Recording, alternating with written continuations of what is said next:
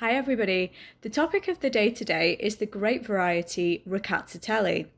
So Rkatsiteli is one of the oldest grape varieties in the world, and archaeologists have recovered seeds of this grape variety that go back as way back as 3000 BC. So it really is an ancient grape variety.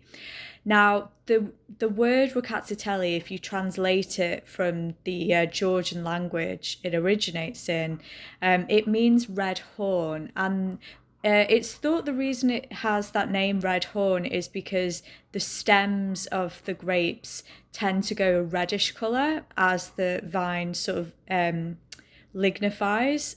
So it's just as the grapes grow, that's the colour it tends to go to. So I thought that was quite interesting and worth mentioning.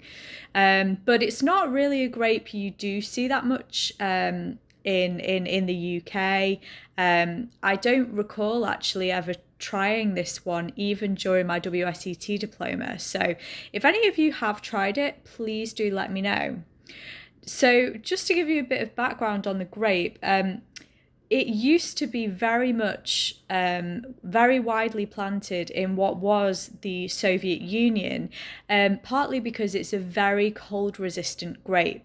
So all of those areas in the Soviet Union, they still have the grape now. So sort of Georgia, Kazakhstan, Ukraine, Armenia, Moldova, they're the kind of countries that have this grape. And back in the 1990s, there was so much of this grape planted in the Soviet Union that it was in fact the third most widely planted grape variety in the world, which is why it's interesting because obviously, now it's not that much later, but you don't really see that much of it because what happened was in between 1990 and the millennium, there was this huge vine pull scheme in the Soviet Union. And so loads of those plantings of Rkatsiteli were taken out. So that's why. And then basically by 2010, it had gone from being the third most widely planted grape variety in the world, as it was in 1990, to being the 16th. So I don't have the stat for you of where it is now in 2021, but it's just to give you an idea of how much the plantings declined. And another place that you can also find it is in on the eastern seaboard area of the US. So I'm thinking of like places like New York, but also Virginia as well. There isn't much of it in the US, but you can get it. In some cases, there might be such small quantities of it produced that you may actually only be able to source the wine directly from the vineyard. It might not really be in that many routes to market. So you'd have to really look for that one. They're quite hard to come by. In China, by the way, as well, just as an FYI, they don't call it Rkatsiteli. Maybe it's because it's so difficult to spell or pronounce, but it has a different name in China and they call it Baiyu.